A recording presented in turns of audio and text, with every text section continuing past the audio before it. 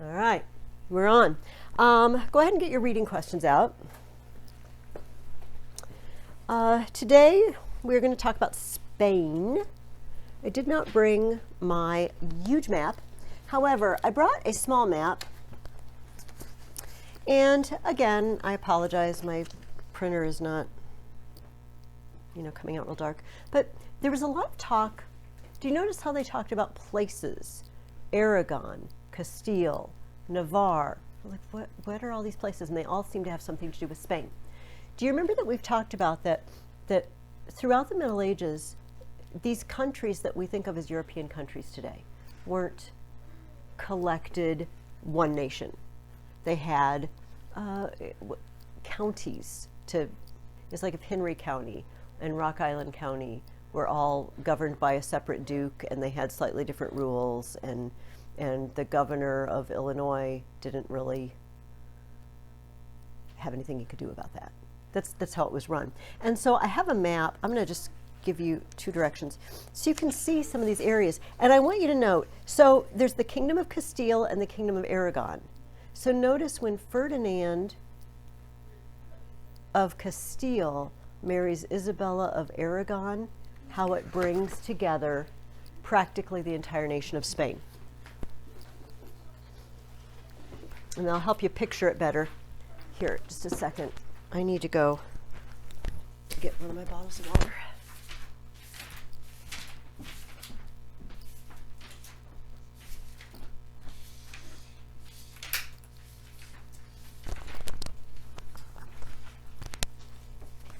So after they got married, Spain really coalesced into being the country that we think of it as being today.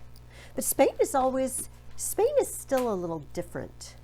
Did you get to go? You went to Spain when you went? So you tell us, is it today, like when you look at the way those cities are laid out, or the feel, the vibe of it, is it different from other places in Europe? It's its own place. It's Spain, and they speak it differently. I understand that, but I don't know how to ask. Like, does it have a different sort of architecture, a different sort of vibe? There's a lot of arches and open, like it's all open because obviously you're in a warmer climate. Mm-hmm. But another thing, like that's different is everywhere else has larger roads. They have tiny roads there. Oh. So, I guess that was one of the more noticeable things. Is obviously I think Spanish architecture is very defined in the way that it is, and it's more different than what you'll see elsewhere. And why do you think that is? Why? Just because people on the video couldn't hear, she said that the architecture, lots of arches and large open spaces. What would be your guess as to why that would be different? I'm not sure. Okay. Well, I will tell you, it's because the Muslim occupation, Arab occupation for centuries created a different sort of art and a different sort of architecture than the rest of Europe. The people occupying Spain were not the descendants of those Germanic tribes that took over France and Germany and Austria and all those other places. Initially they did. There was a group called Visigoths there. But after that, it was different people. So that things look a little different. It also made them develop a little differently, which we'll talk about here in a minute. Yeah, go ahead. Are the Muslims the Moors? The Moors are North African Muslims. Moors are North African Muslims. And of course, then they came over. Can we all picture that it's a very short distance between Spain and Africa? At the inlet of where the Mediterranean flows. Oh, you can see it in there. Okay. The Straits of Gibraltar. Did I tell you the story about Gibraltar last semester? I can't remember how to pronounce it. I just learned this in the last year or two. So early on in the conquest of Spain by the North African Muslims, there was a guy, Gibral,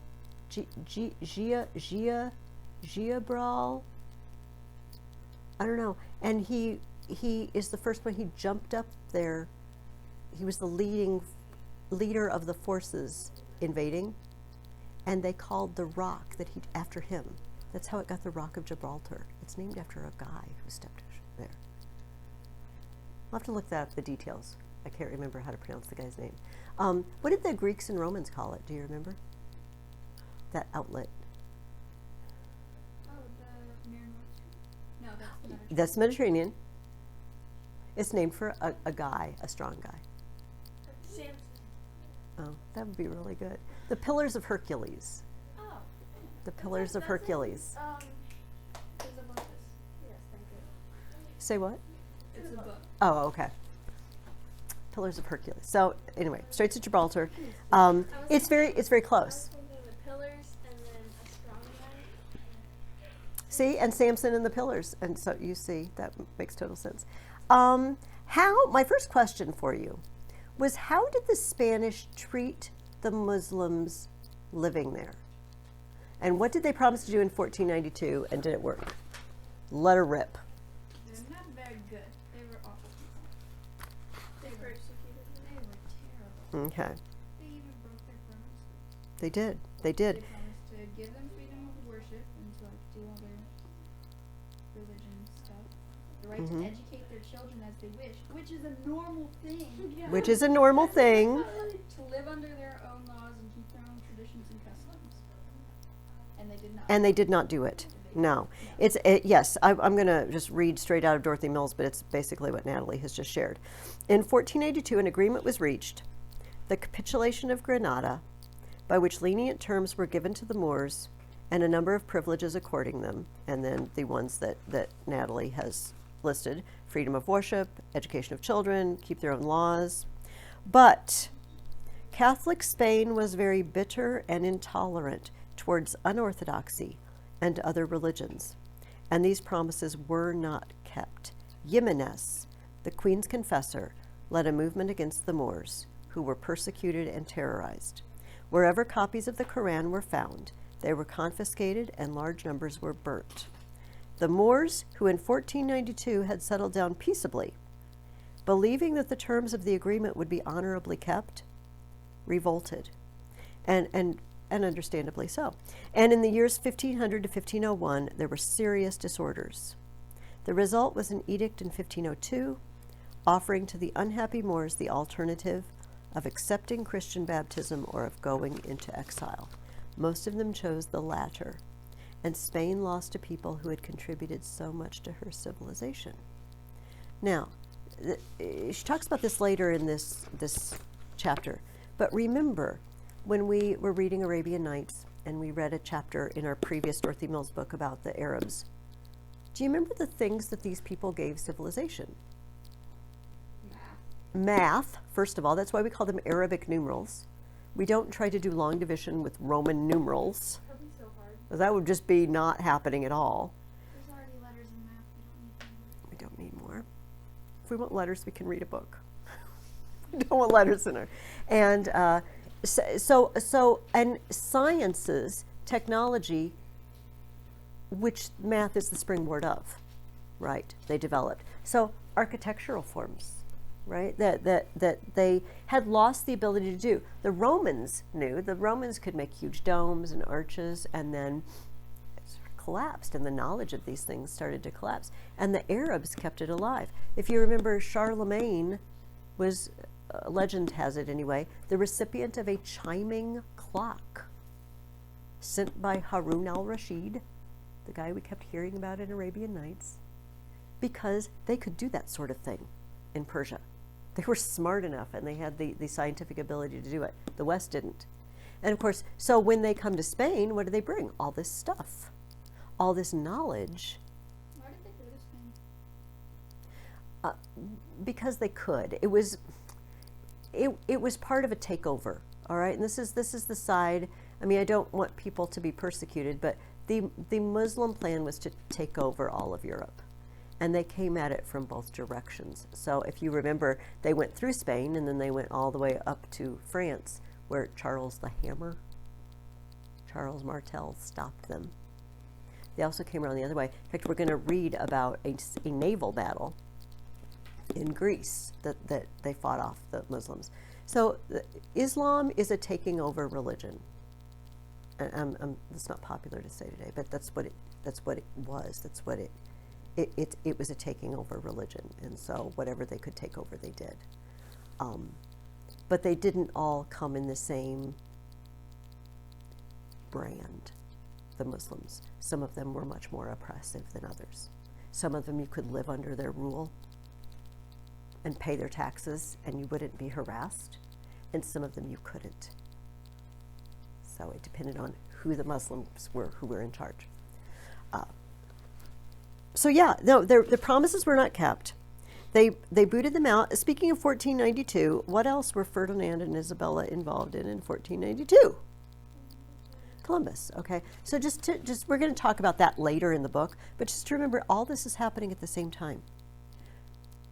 Isabella is financing Columbus's expedition at the same time that they're giving, promises to the Muslims. You never hear about, like, this side in the big story, just Columbus. So you never hear about this. No, part. you never hear about the fact that they're fighting off Muslim incursions in the Far East, and all these wars are going on, and Martin Luther is going to happen within 20 years of Columbus sailing. I thought something was interesting. I didn't ask you a question about this, but did you notice, or do you remember, Dorothy Mills compared Ferdinand and Isabella? Yeah. How do you remember anything about that? Like, well, Isabella was better. Isabella was better.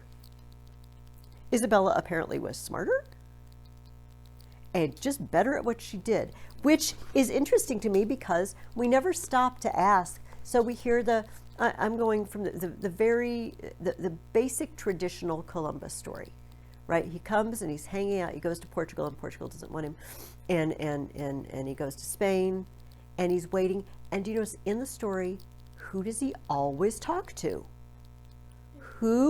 Isabella. Like Ferdinand's just like, what? Isn't there a king? No.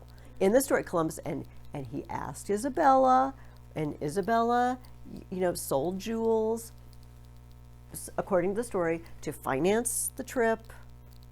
And you just think, well, where was Ferdinand? Apparently, he was just saying, you go, Isabella. Yeah, you do that. It's interesting that other writers who visited Spain at the time were like, yeah, Isabella, she's got it going on, but Ferdinand, not so much. He's kind of mediocre.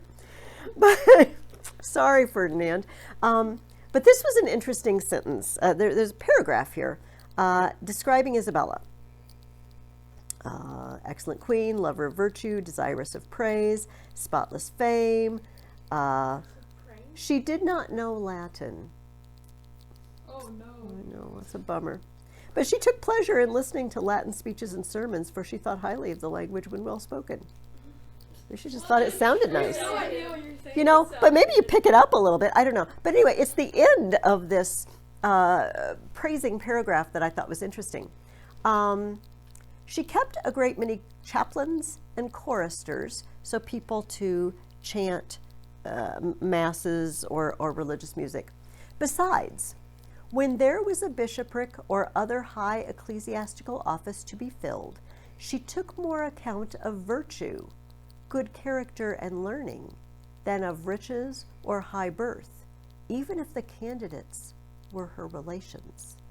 And then Dorothy Mills says, the last sentence throws some light on the custom of the times. So if she's praised for looking to virtue and good character and learning rather than riches, birth, or my relation, what does it imply that most people of that time were doing? They were just trying to get rich. Yeah, and if there was an opening for a job, who did they hire? Rich one or family? Nepotism. That is called nepotism. Nepos, nepotis, is the Latin word for grandson. And by extension, it can mean other family members. And so that is why we call this practice nepotism. When you get a public office, you hire your family. That is highly not right. Because your family may stink at doing that job, right? Most of them is qualified. Yeah. And not to mention, you pay them for the job and then the money stays in the family. I know. It's got its selling point, but it's really not right. And Isabella didn't. Now, I think we're going to talk about it some more later, but let's talk about it. The Inquisition. Let's just talk about it. I think Dorothy Mills mentions it, and I didn't make a mark there. Let me take a moment to see if I can find it. I don't know if it was in the Philip. I feel like it was in before it talked about Philip. Give me a moment and see if I can find what Dorothy Mills says about it. I feel like it was on this page, this side. Okay. No, she just basically throws the word around, it seems to me, without defining it. Philip II, in his attempts to secure religious orthodoxy and uniformity, supported the Inquisition.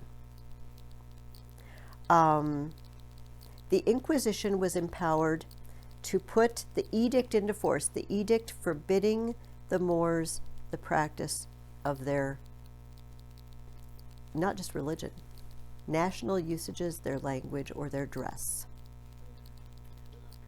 By similar edicts and increasing severity in the penalties to be incurred if the law were not complied with, Spain finally got rid of practically all the Moors.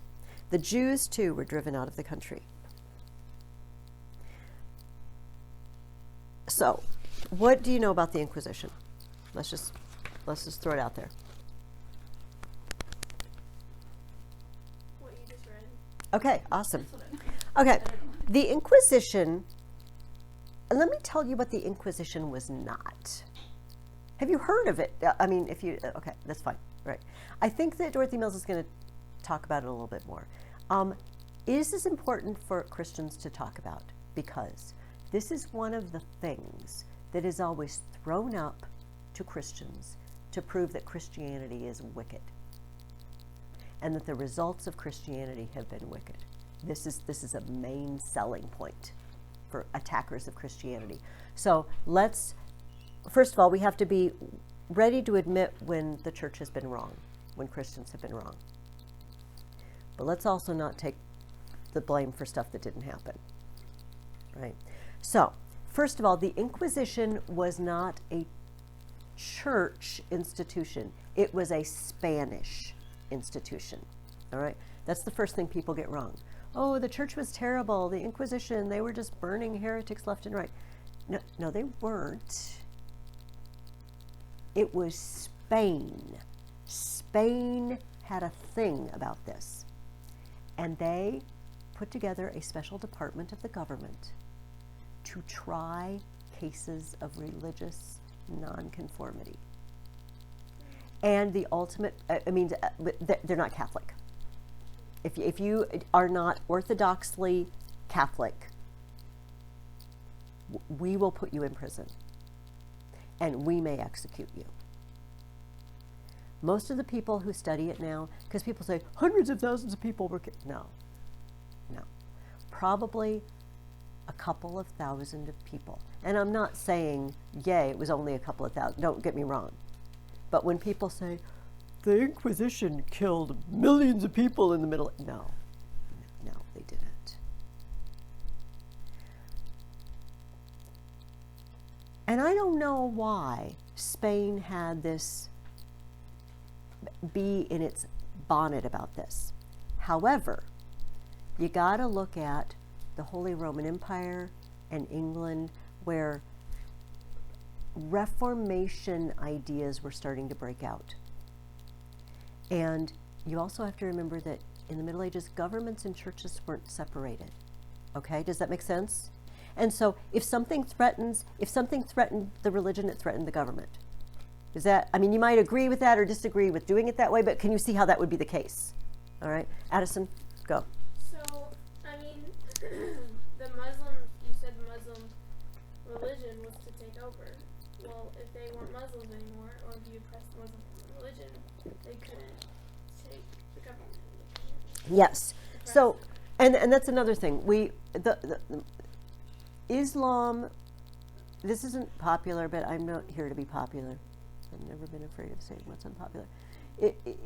Islam was an invasive religion in many places, and just because a group of people treats you poorly doesn't mean you should turn around and treat them poorly. I'm not an advocate of that, okay? But the peaceful Islam, in a lot of cases, this just wasn't a thing. In some cases, it was relatively, but you still had to. They taxed you through the nose if you were a Christian and lived under a Muslim regime. All right.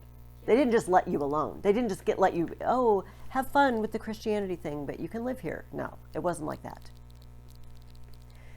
But, so I don't know if fear drove this, if fear that the government is threatened because of groups of people who invade, because groups of people who take over, because a threat to the church was a threat to the state, if they're the same thing. But I'm going to say something, and I already can see Natalie, like she's not going to like what I'm going to say. It's okay, Natalie. Sometimes Natalie says something because I don't like, right? We agree to disagree sometimes. They really, really believed the faith was true. And if you think about it, there's more than one reason not to persecute people for their faith. This is going to be a nasty, I'm sorry. We can not persecute people for their faith because we are loving and kind and we are doing to others as we would have them do unto us. This is the right reason. This is the right reason not to. Because you couldn't persecute people, right? No, because we don't want to be, okay, yes. But there is another reason why we sometimes don't persecute people. And I will give you an example. Are you familiar with the Butter Battle book? It's a Dr. Seuss book. Okay, never mind. So there's a Jonathan Swift book called Gulliver's Travels, and in it there are two lands that live close to each other, and they're having a big war because they disagree on which end you should break your hard-boiled egg. Should it be the fatter end or should it be the narrow end? Okay, and they go to war over this. And of course, Jonathan Swift is making fun of the wars of his time, which would have been the 1700s in Europe, a lot of religious wars over things that he thought maybe we should just agree to disagree on. But can you imagine persecuting someone? Let's not even go there. Let's because of the way they like their eggs cooked best. Like the scrambled egg people go against the hard-boiled people, and they all gang up against the omelet people. And don't even get me started about quiche or souffle or anything like that. That's just evil. And oh my gosh, the sunny side up versus the over easy. Why do we not persecute people over that? It's because you don't persecute people Okay, at all. okay, yes, but why do we not even have to have debates about whether or not we should persecute people over this? It's not a big deal. Because it's a stupid thing to fight over, we think, because it doesn't matter. It doesn't matter. Like, do you let's have a fight over, do you like the extra large cotton balls or the normal size cotton ball? No, everybody says, that's dumb, who cares? Another reason not to persecute people is because we just don't care. With Natalie's proviso always in place, that it's just wrong. We just don't persecute people. But there's some things we don't even argue about whether or not we should persecute. Like nobody's ever thought about persecuting someone for that because we don't care. And so... If we persecute someone as Christians, that completely cuts off like... Yes, but that's I agree with that. I totally agree with you, ladies. But I'm taking it a slightly different direction that's kind of maybe hard to follow.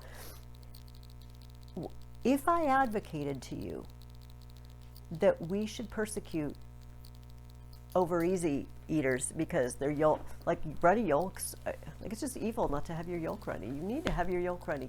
You would think I had a little bit too much attachment to my eggs. Would you not? Why Would you all think have that I to was be really this obsessed with eggs? And because I find it very, very important. And those things about which we don't think are very important, we don't bother to argue. One reason we don't persecute people for religion anymore is because it's wrong to persecute people. And we came to see the evil effects. But another reason that sometimes we don't even like to argue about it, or we don't like to disagree, is because for many people, it just doesn't matter anymore. Faith doesn't matter. Like, there's a whole world of people out there who's like, well, who cares if Jesus was God or not? Anyways, people, let's just let it go. Man, what's so important about that? And I guess, all right, I'm going to don't support the Inquisition. Don't support persecuting people. Addison is totally right. Forced conversion is no conversion at all. Doesn't work. However, I gotta say, I got a spark of admiration for people whose faith was so vitally important to them that they were willing to defend it at all costs. The church was built by people whose faith was so important to them they were willing to defend it at all costs. How do we know it was even real faith? If they were willing to do things the Bible says them to do. That's true. We don't know. They could have just been like defending their own interests, because if the Muslims were giving all power, They could have been. They could have been. It's a very hard issue. We cannot go back in a time machine and interview everybody involved in it and say, what are your motives? Do you know what I mean? Because I don't think it would all be the same. Somebody would say, because I believe that what the church has taught for 1,500 years is the truth. And these people, they're a pollution in the land and we drive them away. Oh, okay. And then I interview somebody else. I just needed a job.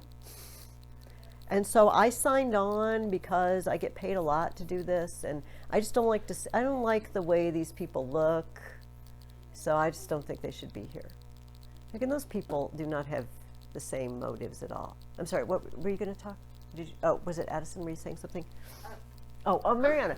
I knew it came from this general direction. I'm sorry. Go ahead. I was going to say, but, what if they, at least some of them did it because they thought, they were an actual threat. They were turning good Christians away from God. Yes. And they were, threatening to do the same thing. but And- they shouldn't.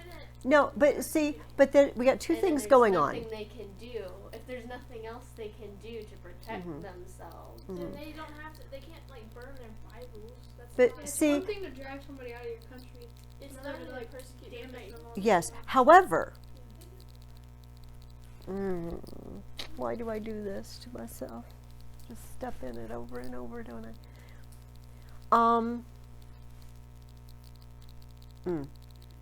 No, I'm not. I'm not even going to do it. Not going to do it. They could have made them leave the country if they were threatened by them, chased them out. But they persecuted their faith, which is never okay. I think you should always let people believe in what they believe and do what they want. But what if it? But what if it you, threatens or their if lives? you believe with all your heart that the heretics are headed straight to hell, Would I you will go, no, but would you burn their heretical writings? No, I don't think so. I would still believe in what I believe. Yeah. I wouldn't have to. But if you feel threatened in your country, I feel like You should have they have some right to get them out of their country. But what they did was unexcusable. There's Yeah, a they more can't- diplomatic solution called talking. Well, Yeah, and they yes. Can't, burn their Bibles So- and, Do you see there's two things happening in this room? And when we study history, there's always two things happening. And they need to both happen. So I'm glad they're both happening. One is we got to try to understand what those people were thinking. Because unless we can try to understand, we don't have a right to judge. But after we really try to put ourselves in their shoes and think about it, then we should judge what they did. If history is just a bunch of stuff that happened one thing after another and that's all we get out of it, go find something else to study. History is for us to look back on and say, look what happened. Here is why, but we don't like that result. Look at that result. We need to do it differently if this happens again, right? We learn something from it. So we need to do that. We need to judge these people, but we can't do it until we try to say, okay, but what, why? Why? So there's a, okay. So a few years ago, there was a guy, some pastor, his last name's Bell, Ron Bell, Rob Bell, I don't know. And he wrote a book and basically saying hell doesn't exist. No one goes to hell. It's called Love Wins. By the way, disclaimer, I've not read this book. Is there a movie about it? I don't know. But it's not a fiction. It's like a book of theology in which he tries to argue that apparently Jesus is wrong and the Bible is wrong and all these people are wrong because God would never, ever do that. Hell is not a place where human beings will ever go. This is a heresy. This man is a heretic. That is that. It's in a place. Well, but I'm. Like it exists, but it's not. Yeah. Well, okay. I'm using place, not. I'm using place loosely. Okay. That no one will be punished for eternity. This is what he's arguing, and this would be a heresy from a Christian perspective. This man is a heretic. And if I could get a hold of his books, I would suppress them, because this is not something like that's dangerous. That's not Christianity. Now, we don't operate that way anymore. What we do is we try to counteract it with argument, right? With apologetics. We show why this man is a heretic and he's wrong. You should never But- suppress any knowledge, because the public has a right. But you can say that it's wrong. But you can say that it's wrong, absolutely. Like, And you that's, take any book with a gay couple in it and just throw it out the window and be like, no one can read that. No, I don't believe in that. however, I'm just going to, because it's in the news, we can control what is in schools, however. Parents have the right to control what is in schools. Parents don't have the right to control what is in the public library. Parents have a right to control what is in the school library. That parents pay the bills. Schools are run by tax money, and those children belong to the parents. They don't belong to the government. So that's just my little. So you know what I mean? That you can't do that. I was gonna That's wrong. You said the guy said that God will never punish someone for like eternity because he wants us like all to be happy and stuff. Yes. But technically, we're doing it to ourselves by not following. This is God. true. One says, you know, the old story that says not God doesn't really. send anyone to hell. Yes, send yourself there. He just says. C.S. Lewis said this. At the end there will be two groups of people: those who said in this life to God, "Thy will be done," and those to whom God says, after death, "Thy will be done. You didn't want me." Good luck with that choice. Okay. Anyway, I'm sorry. That is a roundabout. Let's bring it back to the Inquisition. So what I'm trying to do is understand what would motivate a group of people to think we can round these people up and put them on trial. And what makes it even worse, so now that it seems like I'm defending these people, and so that you don't think I am defending these people, I'm not going to be able to find the place, so I'm just going to say it. The Inquisition developed into, I will rat out someone so I can get their stuff. Systems where you rat people out and then get their stuff are never a good idea. I think we can see why. Because we start ratting people out for things they didn't do, just so we can get their stuff. The second group that Dorothy Mills mentioned were the Jews. And let's just hold on to that because of our little Hugh story, the little boy who got his throat cut. Let's talk about the Jews than when we talk about this story. The next question I asked you was, what happened to Spain under Philip? This was kind of a read between the lines sort of question. Did anybody come up with something? One of the things that happened was like they lost control of like part of the country. Yeah. They lost control of part of Netherlands. Yes. They lost like all power and money and stuff. They were really, really powerless. Yeah. Philip did not do a very good job, apparently. This is so this is the child of Charles V. Remember our Charles V? That whole, how we married Mad Joan to the from last time. It says, he lived a secluded life, disliking public appearances, hating ceremonies. He deputed as little as possible to his ministers, even when he trusted them, preferring to attend in person to every detail of government. He would sit all day at his desk, reading dispatches, signing papers, occasionally helped by a secretary or by his daughter, Isabella. This is not the same as his grandma, but more often alone. He loved power to such an extent that he was afraid of admitting anyone into his confidence, lest his authority should be in any way lessened. Philip is the classic, I can do it better myself, perfectionist. You know? No, I'll do it. But one person cannot manage all of the holdings that the King of Spain / heir to the Holy Roman Empire could handle. You can try and you fail. Yeah, and he did fail miserably. We hear Philip's methods were disastrous to Spain. Charles V left his son a great heritage and a country that through his own work, and more especially through that of his grandparents, had risen to the front of European states. When Philip II died, an unsound economic condition, the loss of the Dutch Netherlands, and a humiliating defeat at sea by England had set Spain on a path that was to end in weakness and decline. Spain was on the top of the heap once upon a time. You know, they had the riches of the New World rolling in. Dorothy Mills, though, there's a line in there, I don't know if you noticed that. The riches of the New World were finite.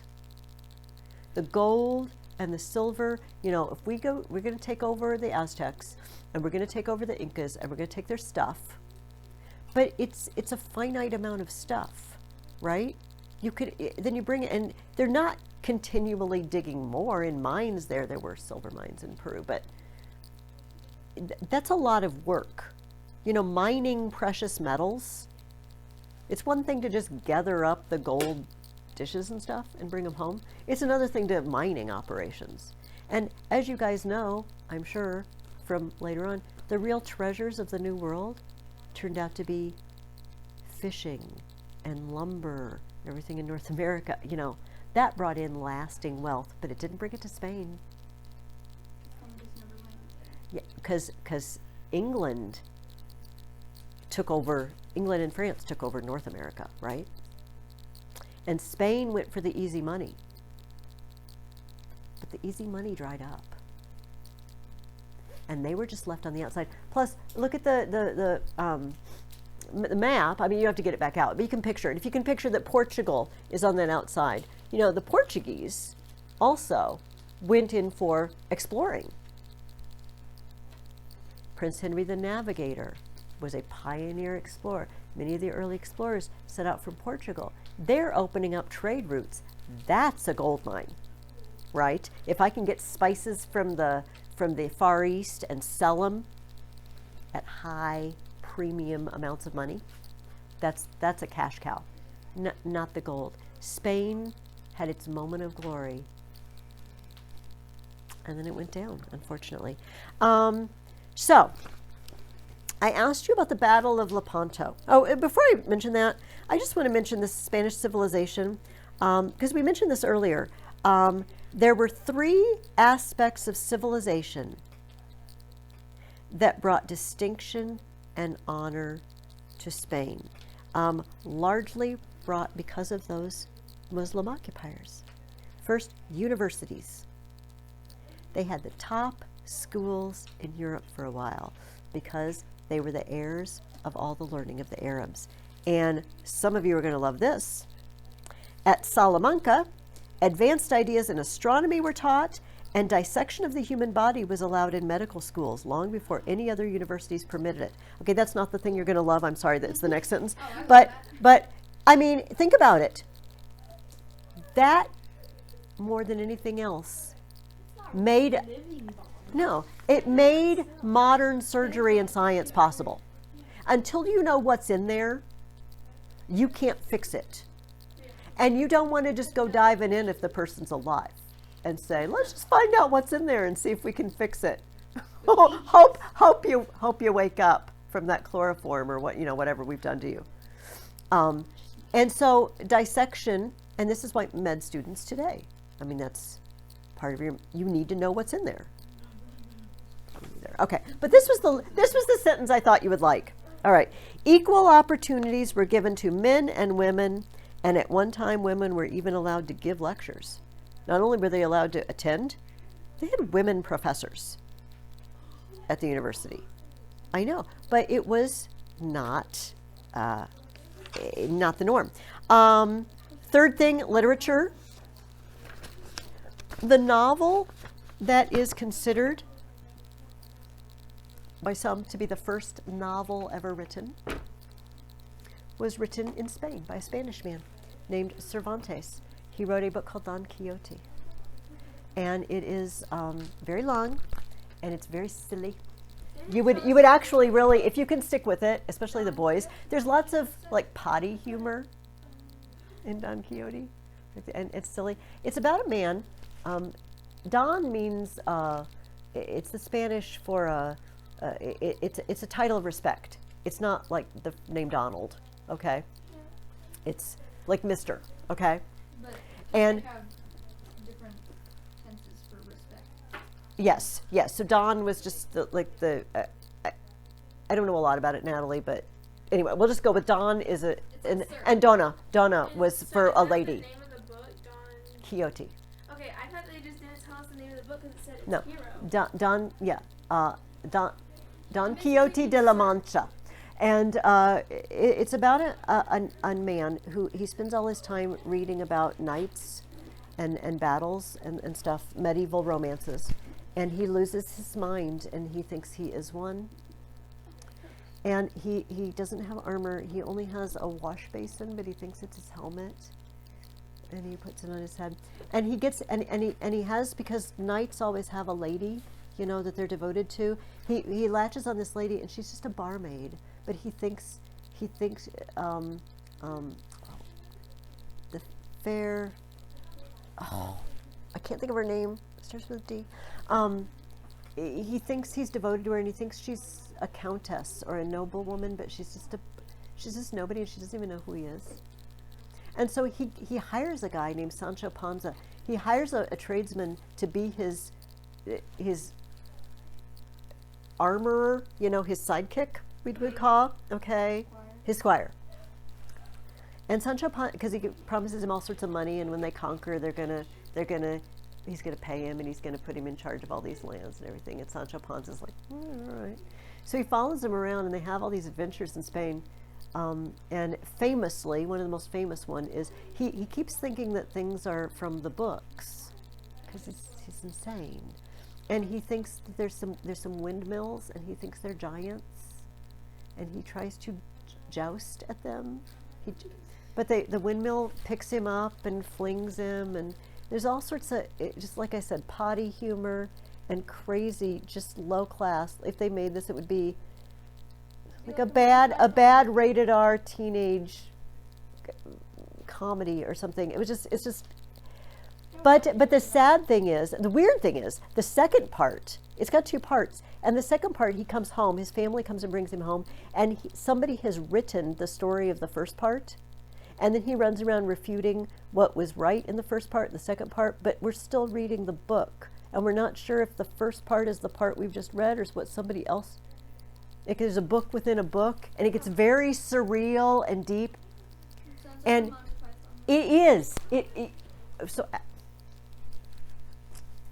There's Terry Gilliam directed a movie called the the man who killed Don Quixote, because he was really interested in the story.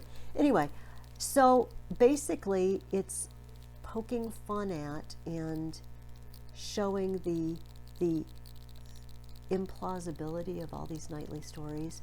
It's like the death song of knighthood and chivalry, because it's like, it shows it to be kind of silly and weird, but it's also sad. You're not sure if Cervantes is glad it's going or sad it's going, because Don Quixote is a very, very likable, sympathetic character, and you feel really bad for him because he just wants it all to be true.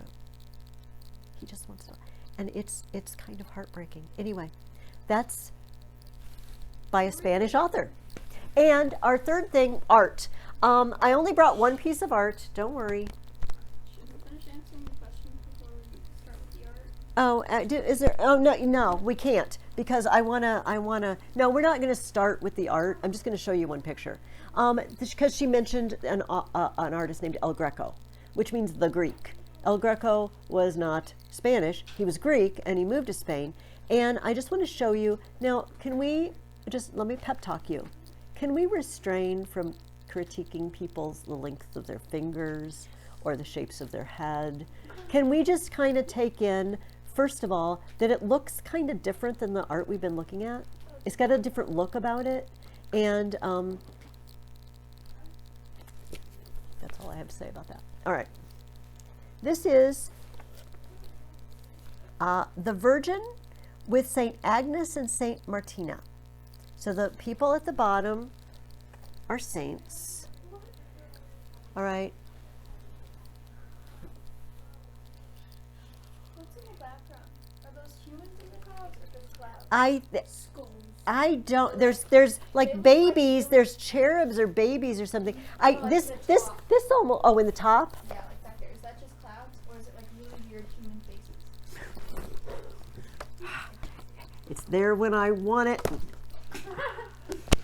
It's not there when I want it, is what I meant to say. I think we could go either way. It depends on, it's sort of like when you look at clouds and you can see things in the clouds, maybe. It's very bright. Like it's really, really bright colors. What? Is that a butt beneath Mary? That is two heads. What? Like baby heads. Or a butt. Wait, No, I don't think yeah, so. because the head above it, and then the wings, and then the butt. All right. So we have the saints. Agnes has a lamb. Why does Agnes have a lamb, John? She should be named Mary. Think, this is a Latin question. Why does Agnes? Oh, yeah. Give it to us. Give it to Yeah, us. Latin for lamb. Because Agnus is the Latin for lamb, so it's kind of code for her name. And then this is martyrdom. She's the palm of victory and was thrown to the lions. Oh. All right. So we have the code, the saint codes, that we have in pictures. So it's very like otherworldly, floaty. All the other pictures I've been showing you are sort of very grounded. Do you know what I mean? Like lots of people and background. And this is just happening in the middle of the clouds and nowhere. We don't know. Anyway, Addison, you want to say something? No, that picture down there is so... Oh, this is also by El Greco. This is Laocoon, and it's a Greek. It's a guy. It's from the Trojan War. Are all, Right. or like those, are they actually in black and white, or does it just not show? Oh no, these are just they just didn't show the color. Okay. Okay, so that is our El Greco. Okay, now we will answer that last question. Who fought at the Battle of Lepanto, and why, and what was the outcome? I don't know. That is a very honest answer. And Venetian. Venetian. Okay. The Spanish and the Venetians Forever. I was like, look through. and Philip's half brother, Don John. Don John of Austria. Don John. It's kind of fun to say. Took the fleet. The Turks who were the more militant sort of Muslims. Okay, they were we execute Christians and we drive you out. What? What countries are there? Turks. So they took over the entire east. So what used to be Persia, they took over. These are the people that took over Constantinople when it fell. So, I wrote So down all the Holy Land. I wrote down like Cervantes because I thought it was a person. Oh. I was looking for. Okay. Oh, no. Well, and we Don John. This was on the coast of Greece, and the Christian fleet was very, very, very outnumbered. And they won. And it was rejoicing in Europe because, again, this was this threat that was, okay, I need to go backwards. So you're seeing a map of Europe and over here's Persia and Turkey. This threat is always coming. You know, it came in North Africa and came up through Spain, and they pushed it back down. But I don't like their methods, but they pushed it back down. But the threat is always coming. And they've taken Constantinople, and they're edging through what we today would call Eastern Europe. All right. And they sent a fleet to stop them. There is a beautiful poem called Lepanto by a Christian author named G.K. Chesterton.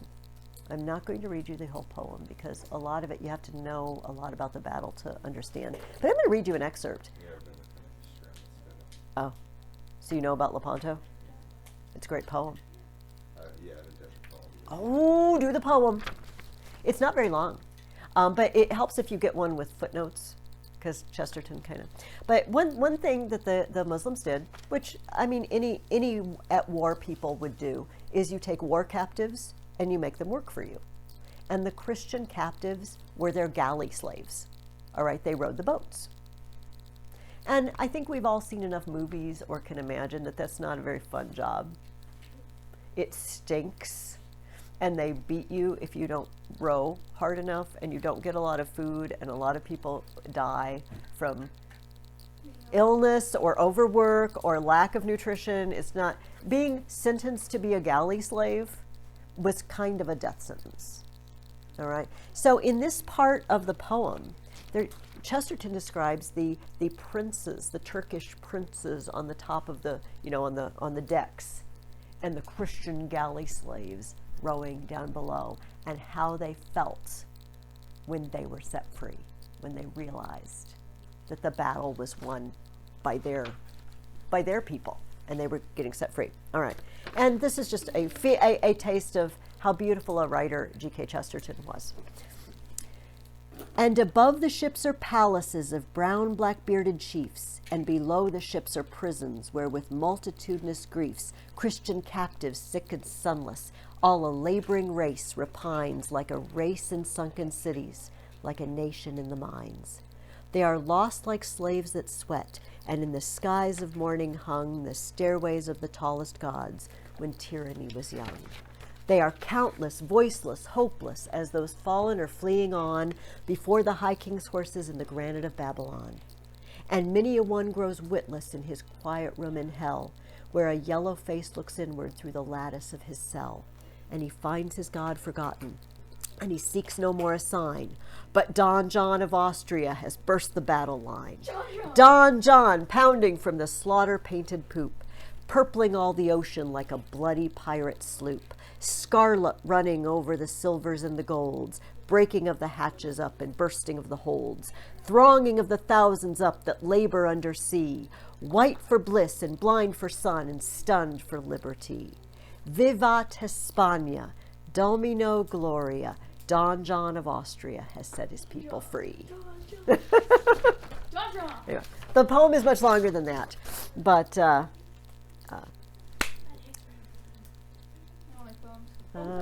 feel like a poem assignment ought to be forthcoming for this class just because you said that. No, I wasn't. Okay, so what I'd like you to do for next week is we are actually going to skip chapter 5. And you can read chapter 5 if you want to. Chapter 5 is France, and it's really, really, really long. No offense to France. It's long and confusing, and it's just, and I just thought we were just going to bypass it. All right. And however, it's up to you. If you want to read chapter 5, you do that. But chapter 6 is the next assignment. And here are your reading questions. So why don't you send those around? Thank you. And I want to talk about what we're going to write next. All right. Actually, I'm going to put this here. See if it can be on the... And I'm going to, this goes along with our Chaucer storybook. So we're going to kind of talk about that and talk about your writing at the same time. We are going to spend 2 weeks on this assignment. All right? What is that not code for? Wait, so skip 1 week and do it on the next. It's not code for that. If you're going to do that, I might as well give you an assignment every week. But I notice when I do that to students, they don't give me as good a work because it takes some time to think. And also, I would like you to, I see you smiling, hiding that smile, because you know I'm talking to you. We know it. We both know, we know each other's minds, don't we? It's all right. I cannot sneak around and peek in the windows at your house and say, do your paper. 2 weeks or the paper? The paper is 2 weeks. I mean, like the Middle Ages. No. Okay, the paper I'm about to give you. The writing is Okay. the same. We're just doing a Yeah. 2-week paper like you did. Yeah, we're doing a 2-week paper like you did before. Okay. But spend some time. Also, it's 10. I really urge you, if you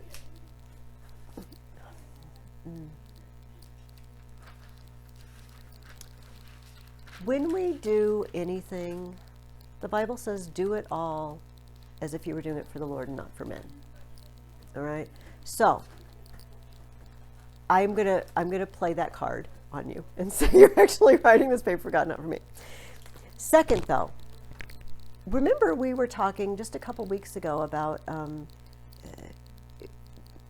what was it? I mentioned the quote about Edison saying that genius was 1% inspiration and 99% perspiration. But we were talking about something in the book. What were we talking about? Where hard work, doing it over and over and over, was what paid off. It was something in the Dorothy Mills book, and now I completely can't think of what it was. Oh, what, like... We're talking about the art, right? Oh, I think maybe we were. At any rate, we can make up in life for mediocre talent with a lot of work. And you know what? We're all mediocre in something. Let's just face it. I know that's one of my daughter's least favorite words. She doesn't. I'm not allowed to say mediocre at home. So practicing working hard on something is good for you. You might not have a destiny to write papers, or you might be an author, but it spills over into other things. If you have a habit of giving your best to what you do, it will eventually spill over into something that really is meaningful to you. Okay, anyway, that said, it also is a good idea when you write a paper to give yourself at least a day or two to set it aside and then come back to it. You know, if you write something and then you don't look at it for a day or two and then you come back and look at it again, you will A, notice mistakes, I didn't look at mine for a week. B, that's because you did it all the first week, right? No. Okay. I wrote like a paragraph, and then I did it. Okay.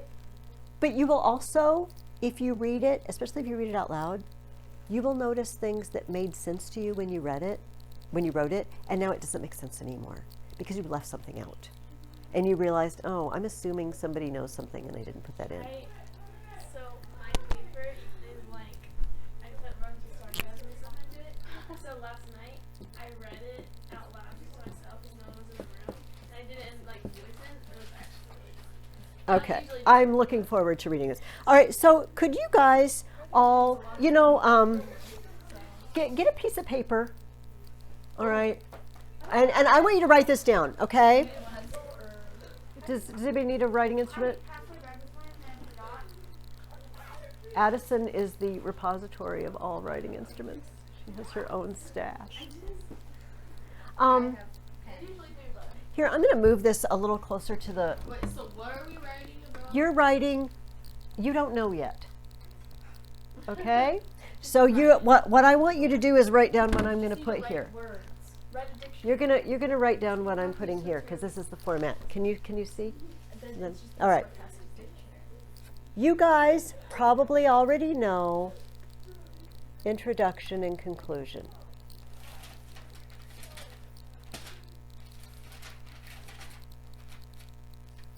What goes into an introduction? What you're writing about. Okay. Intro. Yes. What is your topic? What is the backstory? In other words, what do I need to know to understand this paper? If I'm writing a paper on the Trojan War, maybe I need to know what the Trojan War is and what it was over. If I'm writing a paper about El Greco, maybe I need to know he's an artist and he had weird baby faces and clouds that look like faces in his background. Oh, AKA butts. Also, catching attention, right? What are some ways we can do that? Ask a question. We can ask a Very question, passive aggressive like I am. quote, snarky. We're just gonna characterize Natalie as being snarky. That's a story, a brief story. No. Do you want to use all of those? No. No, do not use all of those. So long. Like 2 Please, pages of please do not use all of those. And then you have your paper. All right. Like And then- book, and then your paper's Then tell me what your 3 points are. Somehow. All right? In some way, tell me what these paragraphs are going to be about. That's what you need to do. That's what you need to do. And the conclusion is the backside of that, isn't it? We need to summarize our arguments, or we might not be arguing a point, we might just be giving information, so arguments or info. And then make it relevant. This is sometimes the hardest thing, because some of the things I'm asking you to write about is like, there's no relevance to this whatsoever. But there is. I mean, you remember we did our winter, and I said, well, you can be thankful for winter if you like it, thankful it's short if you don't like it, or just be glad that seasons change so that everybody gets to have something that they enjoy, presumably. We need some way to just make our paper not stop abruptly. You know what I mean? Stop here. We need to say, so, in summary, blah, blah, and blah. And this matters to me because fill in the blank. Try to make it matter. You guys are intelligent. You can make anything matter to someone. And if you just can't, ask me next week and I will help you make it matter. Or if you hand me a paper and you don't have a matter, I will figure out a way to make it matter. So what are we writing about? Ah, I know. Everybody really wants to know. Okay. We are going to write what is called literary analysis. No. Yeah. All right. And so what you're going to do is you're going to choose a story.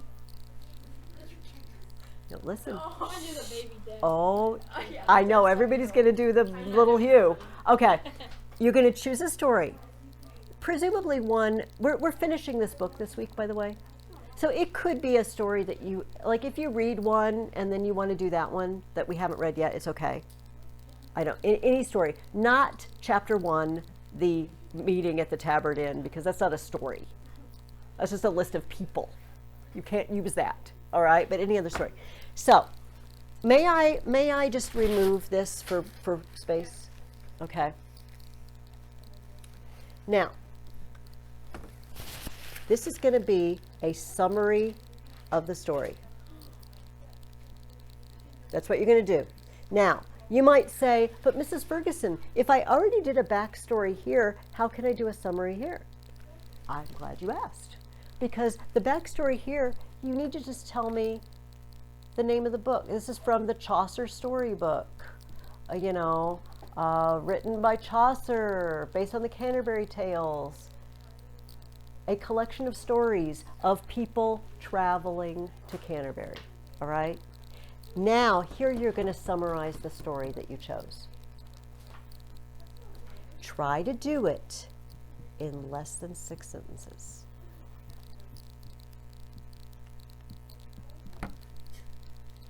Does that mean that you might have to leave minor things out? Like if you pick the Palamon and Arcite, the Knight's Tale, where the two guys love Emily. Like that goes on. Or Constance drifting endlessly on the ocean for years. For years, this woman drifted on the ocean. It's like, I don't know. God took care of her. That was the point. Then you might have to leave out some details, okay, or that would be a really long summary. No, they had animals on the boat too, so she was like, it's the ark. All right, now, the second paragraph, I want you to choose a character.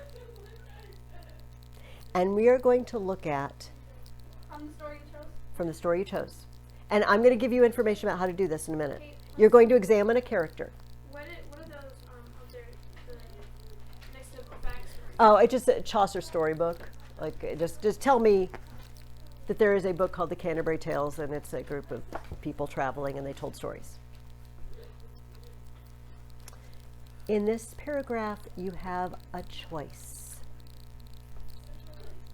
You may pick a second character. And do the same thing.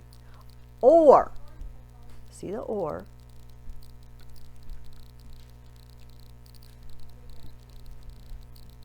theme, message, or moral. Now, that's fine. That's fine. That's the easier way to go. Now, I have a paper for you that explains this. All right? Books are already written. You can just read the story in the book. They're like Oh, yes, you could. Okay. So, I'm going to hand you out a piece of paper. Actually, I'm going to hand it out, and then I'm going to stand over Mariana's shoulder to look at it with you. Okay? So that you can be looking at it while I'm talking. Where's my glasses? Okay, so I want you to look at first of all, the side that says responses to literature. Bailey is on my microphone. Okay, turn around, turn to the other side. Response to literature analysis topics. Okay, are we all on that side? No, Bailey is licking my cord. Okay, so look at the first section, analysis topic, main character. Here's what you're going to talk about. You don't have to talk about all of these, but 1, qualities. Choose from the list of character qualities on page 164. That's on the other side. Turn your paper over. 215. I know. And you see it says character qualities? And determination, diligence, gratitude, obedience, meekness, sadness, self-control. Does your character show one of these? But they are also character qualities. They are traits that someone could have, most of which we consider positive traits. Okay, is everybody? Hey guys, I need to know if everybody's with me on this, okay? So flip your paper back over. So one thing you can talk about is how does Constance displays perseverance and determination or faith in God, okay? And then give me an example of how she does that. Also, what did the character do and why did he do it? What was the character's effect on the situation, on others? Did the character change? Did they start out mean and turn out nice? Did they do the opposite? Did they learn to trust God more? I'm thinking of Constance now. What did they learn? Does that make sense to everybody? Okay. Now, you can do that twice with 2 different characters. Or, if you just want to mix it up a little bit, look at the next section. Message or theme. Who learned something? What did they learn? How did they learn? Who changed? What message or theme did you notice? Has something happened to you like what happened in the book? Oh Lord, I hope not. No. I was once put on a ship and sent to sea for years too. Interestingly, this also happened to me. Once 2 guys fought duels to the death over me with 100 guys on each. No, I don't think this happened to any of you. No offense. What significance did this have for you personally? And they said that's advanced. So does that make sense to everyone? So you're going to have a 5-paragraph paper, and it's going to have an introduction and a conclusion, but your body is going to be a summary of the story, an in-depth look at one of the characters, and then an in-depth look at another character, or seeing, do you think this story has a moral? Does it have a message? And we're going to spend 2 weeks on this. How should you start? Here is how I would start. I would start with my body paragraphs. It makes it harder to do that because then you want to like write the introduction. I know. And you know what? If that method doesn't work for you, it's okay. What I'm writing if I can't introduce it. You know what? It's okay. Like you write in the order that is best for you. All right? This is really not relevant, what order. It just helps some students. But here's what I really would do for my body paragraphs, whether or not you're going to write the intro first. I would make an outline. All right, I would first of all jot down the really important points of the plot. Wait, we're having 5 points? Well, I just 4 to 7. I just put down some numbers. There's no significance to the number of numbers that I put down. Okay, it's just a list of things I think I can't retell the story without.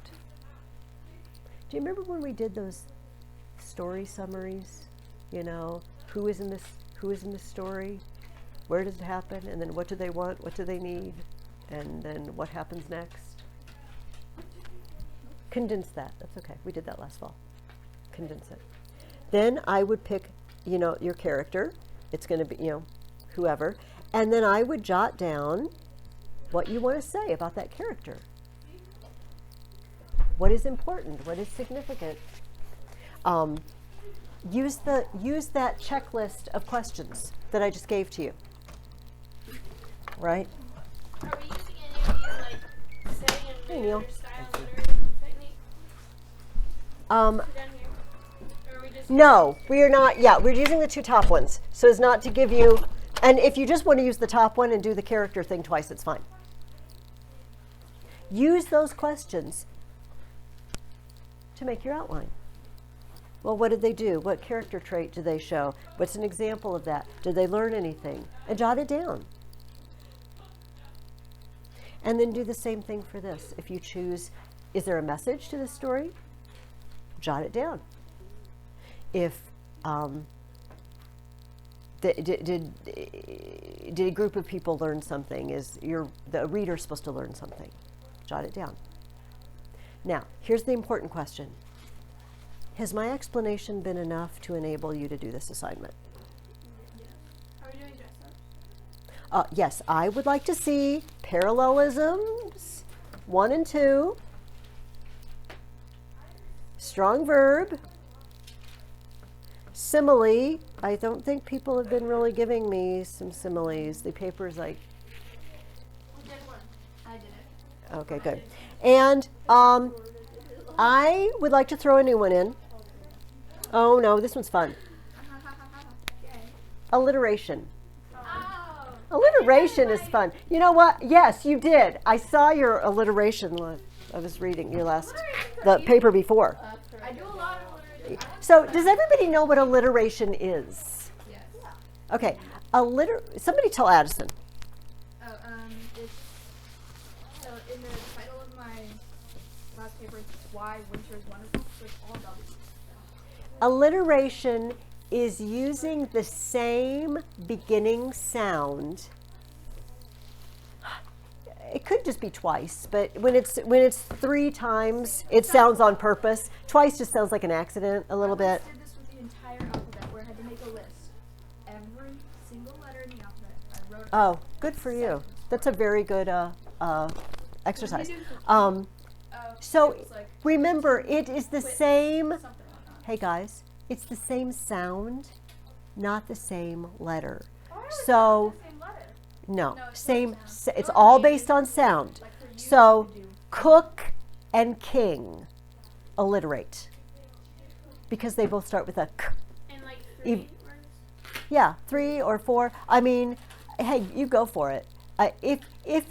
If you do every single word in the sentence, it starts to sound like a tongue twister, like Peter Piper picked a peck of pickled peppers, and there's like, well, you went a little overboard on the alliteration, but good for you for finding that many words that started with a p sound, or she sells seashells by the seashore, you know. That's what tongue twisters are. They are. Tongue twisters are honestly just alliteration gone crazy. So I would like you to see if you can put those in there. You can just mark your alliteration. You can underline it or mark it with an A. The problem for me is just remembering all Um, the words. Why would you mark it with an A? Because alliteration, A. it's A-A-L-L. There's a difference IT. between alliteration and illiterate. Yeah, illiterate means you can't read. And illiterate, and I don't think illiteration is a word. Illiteration, the practice of not being able to read. Okay, in our time we have left, let's talk about these stories. First of all, we met the characters. I brought my copy of Canterbury Tales because I thought it would be fun and instructive to read just a section out of the about the knight, since he tells the first story. It says, there was a knight, a most distinguished man, who from the day on which he first began to ride abroad had followed chivalry, truth, honor, generousness, and courtesy. He had done nobly in his sovereign's war and ridden into battle, no man more, as well in Christian as in heathen places, and ever honored for his noble graces. This is how he describes them. He also, though, describes the. Do you remember there was a friar, and he likes hunting, like he's. Hang on, let me see how the retelling describes it. Right, round-faced sea captain. Okay. The little jingling bells were on the bridle rein of the most jovial of monks. His fiddle was in a bag at his side, his sleeves trimmed with the finest of fur, and his hood was fastened under his chin with a handsome clasp of good yellow gold, wrought into the shape of a love knot. His horse was large and strong and richly caparisoned, and the monk rode as if he were much at home on horseback as on his own feet. He rides like a hunter. If I do not guess amiss, he would rather go a-hunting than sit in a cloister and pore over a book, thought a quiet traveler who was standing at the corner of the gallery, watching the newcomers with bright, keen eyes. Who do you think the quiet traveler in the corner watching everyone is? The author. Chaucer. Chaucer. He's a character in the book. That's so cool. He's a character in the book. And the joke of the book is when they ask him to tell a story, it really stinks. It's so bad that they tell him to just not finish it. They can't bear to listen to it. But he's actually the author of all the stories. I did that in my paper, and I was part of the. Good for you. Okay. So here's Chaucer's description of him. Remember, he's supposed to be a churchman. He's a monk. He knew the taverns well in every town, and every innkeeper and barmaid too, better than lepers, beggars, and that crew. For in so eminent a man as he, it was not fitting with the dignity of his position, dealing with a scum of wretched lepers. So, Chaucer gives us little digs about the people he's going to go traveling with. We meet a prioress. and it says, he describes her, that she's this she speaks French, and she has a little lap dog, and when they eat, she's so careful that she doesn't let any gravy drip, and she's obviously very into appearances, like, oh, I'm just so pretty. It's my little dog. Do you like my little dog? Ooh, we don't want to drip. She runs an abbey. You would think that other things would be important to her. But her good looks and her lap dog and her daintiness, you know. And she has a pretty ring. She has a ring, and inscribed on the ring is Labor Vincit Amor Vincit Omnia. Love conquers all. She's made a vow to never marry. So we have these little digs about the characters, and then they start telling stories. Which one did you like the most of the 5 that you read?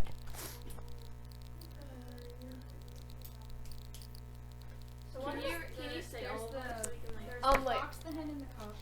Okay. There's Little Hugh. There's Constance. There's Emily and the Dudes. Yes. And then the boys.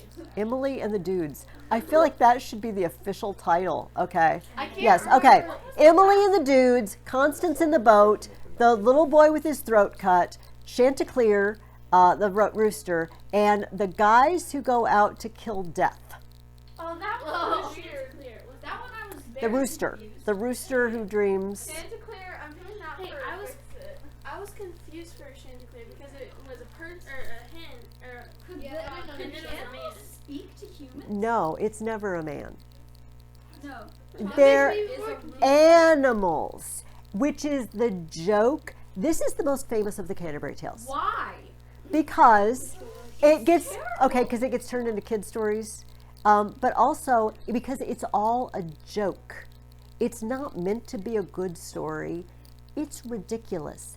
The chicken and the rooster are discussing philosophy at the beginning. Yes. The rooster is discussing philosophy. I was confused because then it switched to a human's point Yes, of view. that's what I'm and it was saying. like, my murdered friend, and then a man tumbled out of a cart. Dead. Oh, wait a minute. That's a different story. Did I skip Are you pages? sure? Oh, no. I'm sorry, that's the same story. No, Chanticleer is telling a story. He's trying to explain to the hen how dreams are legit. This is all a story. He's going on because she's like, you're just nuts. Dreams are nothing. Well, I can't love a rooster that's...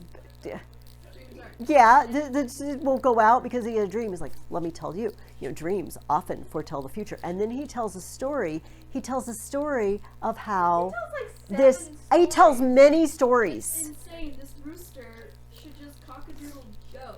No. It just should, no.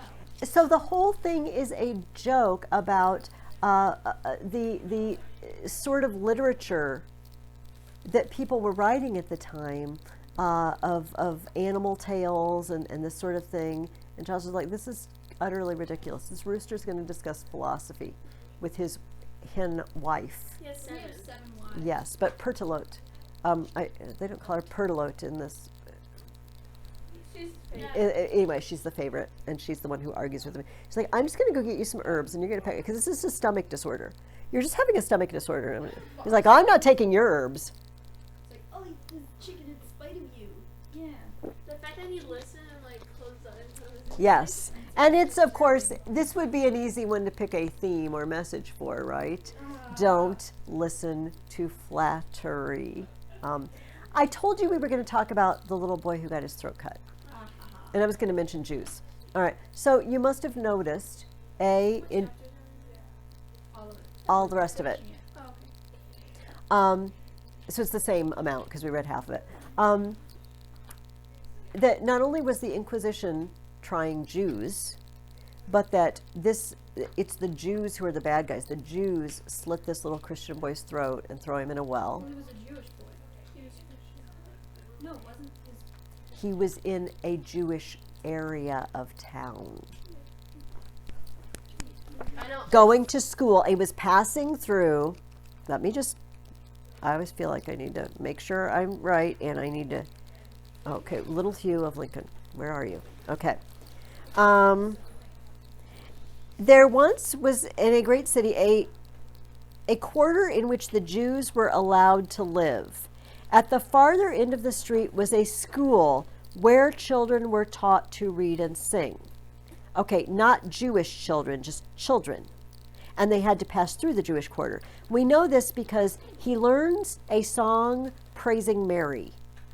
And no Jewish child would be learning this song. That no Jew would be sending their child to a school where they're learning to praise Mary. All right? So he has to walk through the Jewish quarter. And it says, Satan, the evil one, would not endure this song of praise. And he said to the Jews of that quarter, will you allow such a thing? Will you permit that boy to go about among you and scoff at you and your laws? And so they kill him, but God miraculously makes him able to keep singing, even though he was dead, kind of, and his vocal cords were severed. I thought it was like Mary, and she said, Yeah, and she it put was the like grain on Mary- his Oh, yeah, tongue yes. and- Well, God, yes. I mean, it was divine intervention. It was an angel. And so here's the thing. Jews were highly disliked in the Middle Ages. And there are a couple of reasons why. First of all, because they were viewed as the group of people who killed Jesus. Now, they unfortunately forgot that the half where Jesus was also a Jew. And Peter and James and John and all the stuff were also Jews. We just conveniently forgot about that. And we pointed out that the Jews were the physical earthly instrument of Jesus' death. They called out, his blood be on us and on our children. Okay, that's one thing. Probably the more annoying thing to people in the Middle Ages about the Jews, though, was the fact that the church did not allow, technically they did not allow taking interest on loans of any sort, but in practice it was just very low interest. High interest is something called usury, and it is roundly condemned by the Middle Ages as being abusive of the people that need to borrow from you, and just an abuse of nature, because money isn't supposed to make money in their view. Like, work makes money. You don't just lend your money out and make money. That's unnatural. So Jews were not limited by this rule because they weren't a part of the church. They could lend money at interest. And because Jewish people tended to be rather shrewd business people, and because they gained money because they could lend at interest, they tended to have the money so that when you needed to borrow money, your best bet was going to a Jewish moneylender. But then they could charge high levels of interest because they weren't Christians. And it ticked people off. They're like, the Jews are coming here and they're getting all of the business and they're taking all the money, and and it annoyed people. The fact that they weren't bound by that rule. So lots of hating on the Jews in the Middle Ages.